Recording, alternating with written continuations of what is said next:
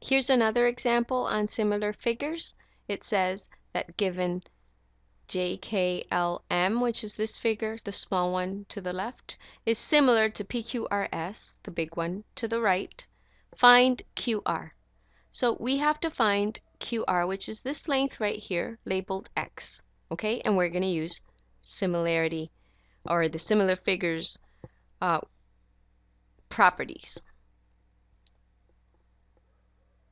I know that these figures are similar.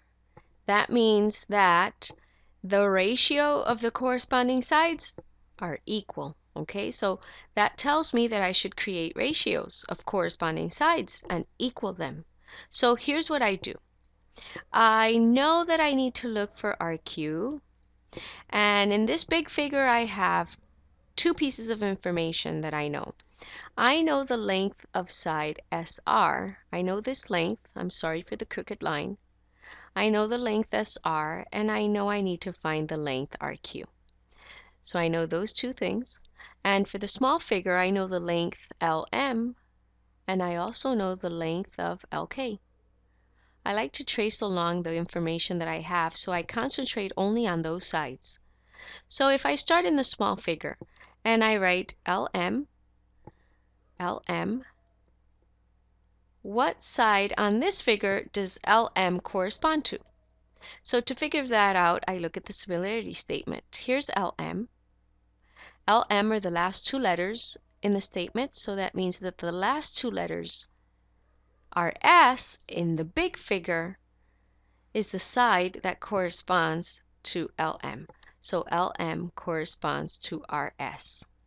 There is one ratio of corresponding sides, and I know that this ratio will be equal to any other ratio I write about corresponding sides. So in the numerator I used a length that corresponds to the small figure. So in the numerator of my next ratio, I need to show a length from the small figure also, okay? So small figure, small figure. We start with the same figure. So another length I know in the small figure is LK.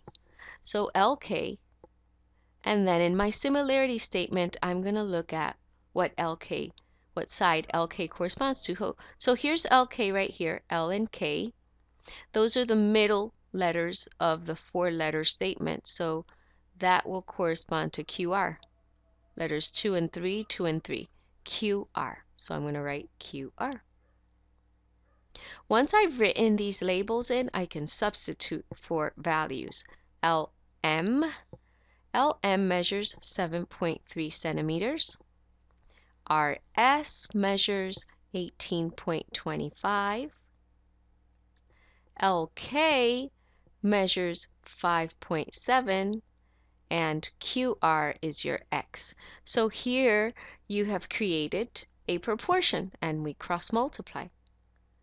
X times 7.3 is 7.3x, and 18.25 times 5.7, use your calculator for this, and you get 104, and then you divide both sides by 7.3, and X will equal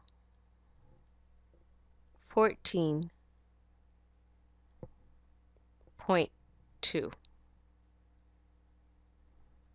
And there you have it, 14.2, and remember your units, centimeters.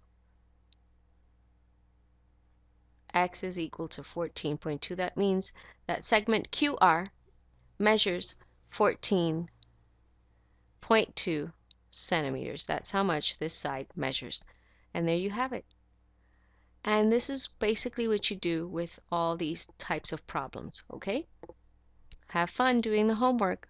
I'm going to do one more video on similarity and similar figures. I'll see you then.